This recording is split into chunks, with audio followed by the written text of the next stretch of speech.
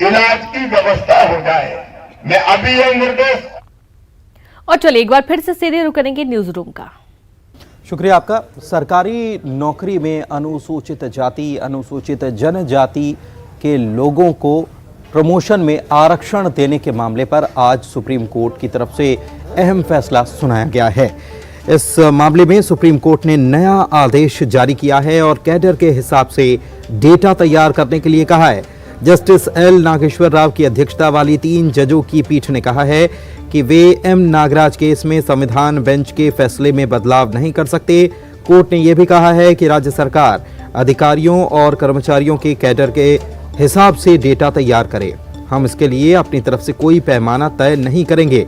इस मामले में अगली सुनवाई 24 फरवरी को रखी गई है। इसमें कोर्ट सरकार का पक्ष सुनेगी। साथ ही उच्चतम न्यायालय ने 2006 के नागराज फैसले और 2018 के जर्नैल सिंह फैसले में रखी गई शर्तों में फिलहाल कोई राहत नहीं दी है।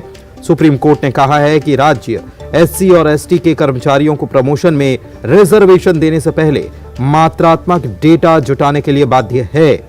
आरक्षण के लिए आंकड़ों का होना जरूरी है।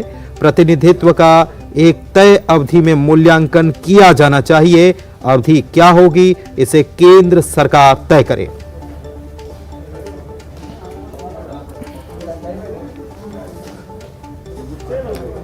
और इधर कर्मचारी संघ के नेताओं का सुप्रीम कोर्ट के फैसले पर कहना है कि आज कोर्ट से किसी बड़ी खुशखबरी का इंतजार था, लेकिन ऐसा हुआ नहीं।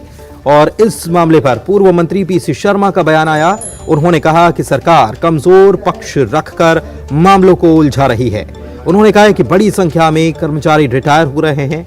कर्मचारियों को हक दिलाने के लिए सरकार को कोर्ट में अपना पक्ष मजबूती के साथ रखना चाहिए।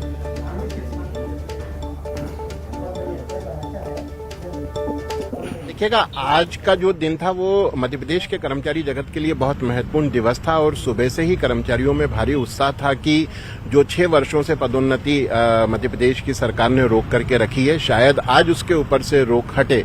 परंतु जिस प्रकार से फैसला आया है, उस फैसले से कर्मचारियों जगत में काफी निराशा है। सुप्रीम कोर्ट या हाई कोर्ट हो, सरकार जो पैरवी करती है, इसका किसी भी कर्मचारी को न आरक्षण में प्रमोशन देने की नीयत है, न ही प्रमोशंस लोगों को मिल जाए सभी कर्मचारियों को। उसमें ये इसने हमेशा बाधा डाली है, चीजों को कोर्टों में उलझाया हुआ है।